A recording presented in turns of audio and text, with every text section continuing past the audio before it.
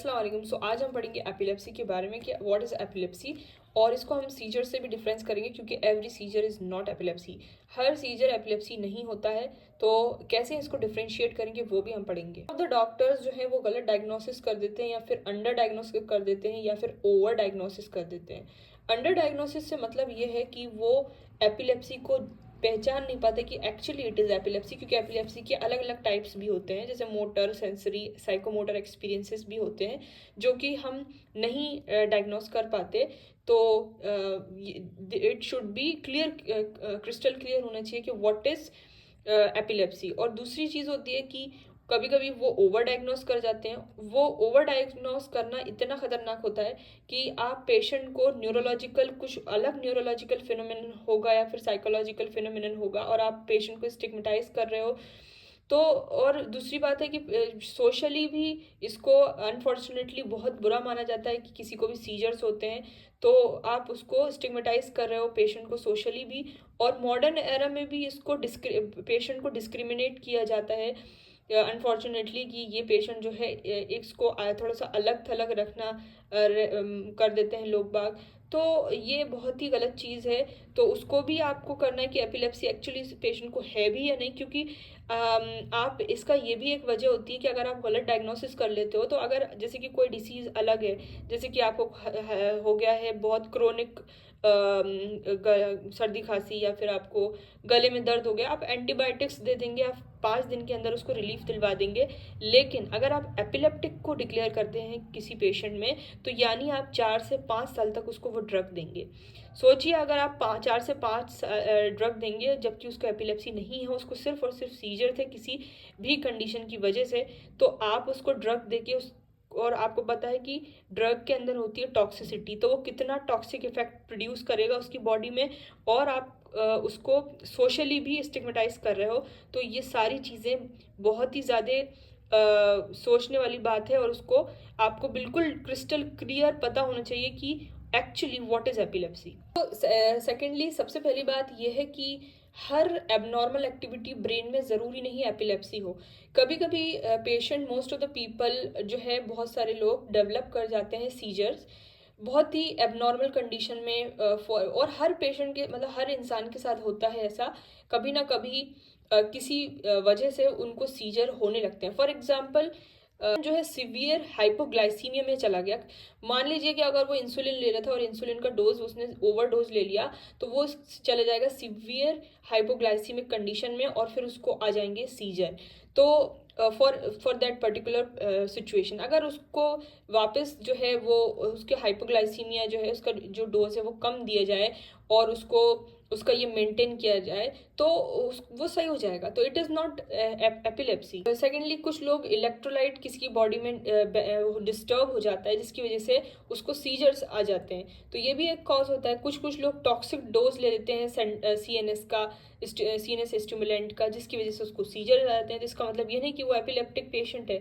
दूसरी बात, कभी कभी सेरेब्रल मलेरिया के अंदर भी ऐसा होता है कि उसको जो है, अब अगर सिंपल लैंग्वेज में बोलें तो दिमाग में जो है बुखार चढ़ जाता है, जिसकी वजह से क्या होता है, पेशेंट को सीजर होने लगते हैं। कभी कभी जो एक्लेम्शिया वाली जो प्रेग्नेंट वुमेन हैं, उनके अंदर भी आप देखेंगे कि कभी कभी उनको सीजर्स हो जाते हैं। जब हो जाते हैं, जब उनका क्राइटेरिया है कि 160/110 उनका बीपी बढ़ जाता है, प्रोटीन +2 +3 में चला जाता है। तो अगर हम उसको MgSO4 दे देंगे ईच बटक 5 ग्राम, तो वो लोडिंग डोज और मेंटेनेंस डोज, तो वो एक अलग पिक्चर बन जाती है जो हमें प्रेग्नेंट वुमेन में देखने को मिलती है।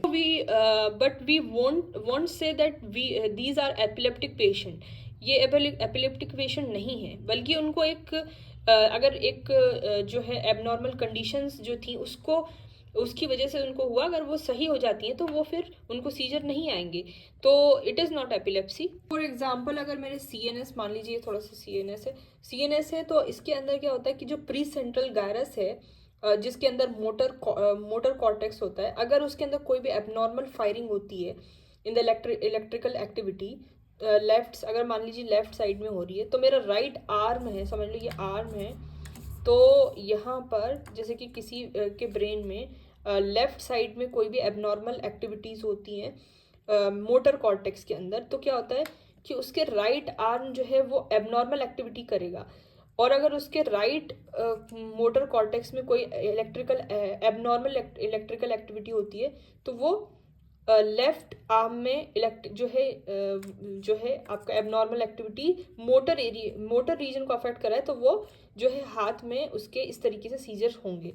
तो इस तरह का कुछ होती है। ये मोटर इसको जो सीजर हैं वो मोटर सीजर हैं, क्योंकि जो है उसके जो हाथ पैर लिम्स वगैरह उसके अंदर मैनिफेस्ट हो रहे हैं। लेकिन इसके ऑपोजिट जब उसका मोटर पार्ट अफेक्ट ना होने की बजाय उसका जो है सेंसरी कॉर्टेक्स अगर अफेक्ट होता है, तो वो ये कंप्लेन करता है कि मेरे हाथ में ना अजीब से सेंसेशन आ रहे हैं, ऐसा लग रहा है कुछ टिंगलिंग सेंसेशन हो या कुछ एबनॉर्मल फायर, ऐसा लग रहा है फायरिंग हो रही मेरे हाथ में। तो वो सेंसरी है, वो सेंसरी न्यूरल एक्टिविटी जो है उसकी एक्टिविटीज़ हैं वो एबनॉर्मल कहीं ना कहीं हुई है, तो हम बोलेंगे सेंसरी। तो ये चीज़ होती है। कभी जैसे आपको पता है टेम्पोरल रीजन में जो है टेस्ट का जो है परसीव होता है, तो जब टेम्पोरल रीजन में उसके जो है एबनॉर्मल एक्टिविटी होगी तो उसको अजीब किस्म का लगेगा कि उसको कुछ स्मेल आ रही है, कुछ ऐसा जो है फ्रेगरेंस आ रही है जो कि एक्चुअल में प्रेजेंट नहीं होती है। तो क्योंकि एक्टिव जो इलेक्ट्रिकल एक्टिविटी है उसके जो टेम्पोरल रीजन में जो है ऑन द जो टेस्ट जो है particularly responsible for the test या फिर जो स्मेल, उसको अगर वो जो है इरिटेट करेगा तो जिसकी वजह से उसको एबनॉर्मल उसको लगेगा कि कुछ में मुझे एक अलग तरह की फ्रेगनेंस आ रही है या फिर मुझे अलग तरह का टेस्ट आ रहा है मुंह में चॉकलेट लाइक, लेकिन ऐसा नहीं होता है। तो इट इज़ ऑल्सो उसको जो है इरिटेट कर रहा है, तो it is abnormal activities in the brain. स्टेटरी यानी कि उसका टेस्ट एरिया में इरिटेट हो रहा है तो उसको अजीब तरह का टेस्ट जो है वो आएगा। आप देखते हैं कि ऑक्सीपिटल रीजन के अंदर, मतलब जो बैक साइड का रीजन रहता है, ऑक्सीपिटल रीजन के अंदर उसको जो विजुअल कॉर्टेक्स का रीजन होता है उसके अंदर भी एबनॉर्मल एक्टिविटीज़ जो हैं वो देखने को मिलती है। तो क्या होता है जब विजुअल कॉर्टेक्स में इरिटेट होता है तो क्या होता है कि उसको वो चीज़ दिखती है जो एक्चुअल में प्रेजेंट नहीं होती। कुछ लोग बोलते हैं कि मुझे कुछ लोग दिख रहे हैं, कुछ ऐसा जब वो आंखें बंद करता है तो सही हो जाता है, जब आंखें खोलता है तो उसको अजीब तरीके। तो बहुत सारे पिक्चर्स भी इसमें बन चुके हैं इस तरीके के कि जो होता है, जो दिख रहा होता है वो एक्चुअल में नहीं हो रहा होता, मतलब किसी और को नहीं दिखेगा, बस उसी इंसान को दिखेगा जिसके अंदर ऑक्सीपिटल कॉर्टेक्स के विजुअल कॉर्टेक्स में एबनॉर्मल एक्टिविटीज़ हो रही हैं। तो this is also the case.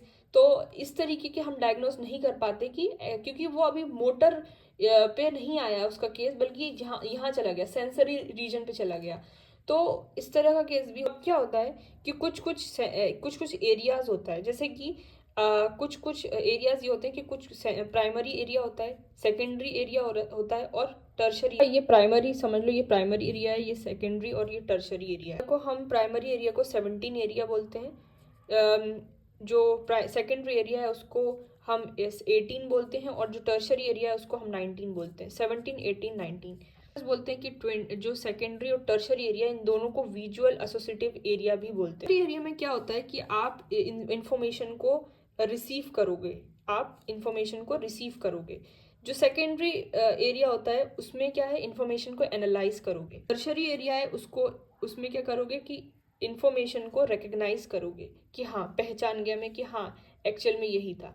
तो primary, secondary and tertiary, that is receive the information, analyse the information and recognise the information. For example मैंने क्या करा, ये पेन रख दिया आपके सामने, तो आप क्या करोगे, आप सबसे पहले इसको इनमें इंफॉर्मेशन रिसीव होगी कि हाँ ये जो है वो ये कुछ एंगल, मतलब ये है कुछ एंगल देखोगे आप, कुछ कॉन्टूर देखोगे इसका, कुछ कलर देखोगे, फिर बहुत सी चीज़ें देखोगे और फाइनली आप उसको एनालाइज करोगे और उसके बाद आप उसको रिकग्नाइज कर लोगे। तो इस तरीके का आपका पूरा चेन बाय चेन चीज़ चलती है कि सबसे पहले आपको इन्फॉर्मेशन रिसीव होगी, फिर आप उसको एंगल वगैरह, कॉन्टूर वगैरह सारी चीज़ें देखोगे, फिर उसको आप एनालाइज करोगे, पूरी चीज़ को एनालाइज, एंड देन आप उसको रिकग्नाइज करोगे कि हाँ ये तो पेन है। अगर मैंने कुछ वर्ड लिखा, कोई भी वर्ड लिखा, तो आप उसको देखोगे, उसको थोड़ा एनालाइज करोगे, फिर उसको रिकग्नाइज करोगे अच्छा ये था। अगर मैंने इस वर्ड की जगह नीचे कुछ भी लिख दिया तो आप क्या करोगे, उस चीज़ को देखोगे तो, लेकिन आप एनालाइज भी कैसे करोगे और उसको रिकग्नाइज क्या करोगे? तो यानी कि कुछ भी एनालाइज नहीं हो रहा, कुछ fail to recognise, fail to recognise and fail to analyse, बस आप उसको देख रहे हो कि ये क्या है, व्हाट इज दिस। मतलब ये है कि आपने इंफॉर्मेशन रिसीव तो करी, लेकिन आप उसको एनालाइज भी नहीं कर पा रहे, आप उसको रिकग्नाइज भी नहीं कर पा रहे। तो ये दोनों सेंटर जो है फेल हो गए, प्राइमरी ही चल रहा है आपका। तो ये मैं बताना चाहती हूँ कि इस तरीके से ये सेंटर का इम्पोर्टेंस है। अब इसके आगे इम्पोर्टेंट चीज़ बताऊंगी कि इसका बताने का मतलब क्या था। ये था कि हर हर अगर कोई भी इस पार्ट में एबनॉर्मल इलेक्ट्रिकल एक्टिविटी होती है, तो कुछ चीज़ें आपको सिर्फ और सिर्फ आप देखते हो उन चीज़ों को, और अगर वो इलेक्ट्रिकल एक्टिविटीज़ जो है सेकेंडरी उसमें चला जाता है, यानी कि 18 उसमें चला जाता है, तो आप उसको एनालाइज भी करने लग जाते हो कि अच्छा ये मैंने तो ऐसी एबनॉर्मल चीज़ देखी जो कि मैं एनालाइज भी कर गया। लेकिन फिर कभी कभी इलेक्ट्रिकल एक्टिविटी जो है टर्शरी में भी चली जाती है, यानी कि आप उसको रिकग्नाइज भी कर लेते हो, देख भी लेते हो कि हाँ ये तो मैंने चीज़ देखी थी, जबकि वो एक्चुअली नहीं होती है। तो ये सारे सेंटर इरिटेट हो सकते हैं एबनॉर्मल एक्टिविटी के साथ, जो कि आपको फिर मैनिफेस्ट कर देते हैं बहुत अलग अलग चीज़ें जो आपने एक्चुअल में प्रेजेंट नहीं होती, लेकिन आप उसको देख लेते हो। आते हैं वापस इस डेफिनेशन के ऊपर कि वो एक्चुअली कि एपिलेप्सी होता क्या है। एक्चुअली जब कोई भी एबनॉर्मल इलेक्ट्रिकल एक्टिविटी होती है आपके ब्रेन के अंदर, जो कि रिकरेंट होती है, स्पॉन्टेनियस होती है, जिसकी वजह से क्लिनिकल मैनिफेस्टेशन होती हैं, abnormal motor experiences, abnormal sensory experiences and abnormal psychomotor experiences. तो जब ये चीज़ें होती हैं तो इट इज़ कॉल्ड एपिलेप्सी। वो हम बोलते हैं एपिलेप्सी कि कोई भी आपके ब्रेन के अंदर कोई भी एबनॉर्मल इलेक्ट्रिकल एक्टिविटी चल रही है, वो रिपीट, उसका ये क्राइटेरिया कि वो रिपीटेड होने, स्पॉन्टेनियस हो और रिकरेंट हो, बार बार हो। ऐसा नहीं कि आप सिर्फ एक जिंदगी में कभी एक बार किसी को आए हों और आप डिक्लेयर कर दो दिस इज एपिलेप्सी, नहीं। उसको आते हैं, महीने में आते हैं, साल में आते हैं, वीक में आते हैं, डेज में आते हैं, घंटों में आते हैं, तो बार बार वो रिपीट होते हैं, रिकरेंट होते हैं, स्पॉन्टेनियस होते हैं, और वो फिर प्रेजेंट कर सकते हैं क्लिनिकली, या तो फिर मोटर फॉर्म में, एबनॉर्मल मोटर फॉर्म में करेंगे, या फिर एबनॉर्मल सेंसरी में करेंगे, या फिर एबनॉर्मल साइकोमोटर एक्सपीरियंस में भी कर सकते हैं। इसके खिलाफ जो कि सीजर होता है, सीजर के अंदर क्या होता है, if somebody has single episode of seizure, अगर सिंगल एपिसोड ऑफ सीजर हो रहे हैं तो ये एपिलेप्सी नहीं है, बल्कि एक नॉर्मल सीजर है। उसको हम देखना पड़ेगा कि क्यों हो रहा है, उसको करेक्ट करना पड़ेगा। सो एपिलेप्सी में तो क्या है, बार बार होना ही एपिलेप्टिक हम डिक्लेयर करते हैं। अब वो किसी भी फॉर्म में हो सकता है, मोटर, सेंसरी एंड साइकोमोटर। अब हमें जो नॉर्मली जो हर पेशेंट के अंदर देखने को मिलता है वो है मोटर, उसको हम थोड़ा एक्सप्लेन करेंगे। सो हम नेक्स्ट वीडियो में बताएंगे व्हाट इज मोटर।